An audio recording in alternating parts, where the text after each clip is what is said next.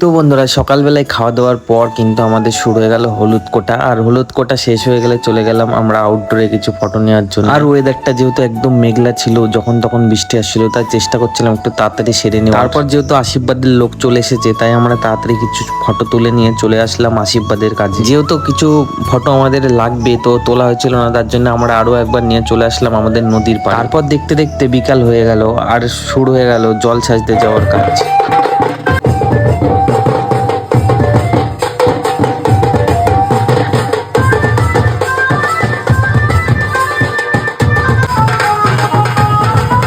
তো তোমাদের কার কার এই নাচটা ভালো লাগে অবশ্যই কমেন্টে জানিয়ে দিও। তো আমাদের গ্রাম অঞ্চলে কিন্তু এরকম ভাবে আমরা বিকালের দিকে জল ভরতে। আর চলে এলো আবার বৃষ্টি, দেখো আমরা ছাতা নিয়ে বেরিয়ে পড়েছি ক্যামেরা নিজেকে বাঁচানোর জন্য। আর পাশে চলছিল একটা ভাসান, আর দেখে নাও সেই ভাসানের মাতাল ড্যান্স। আর আমাদেরকে যেতে হবে এখন বরযাত্রী।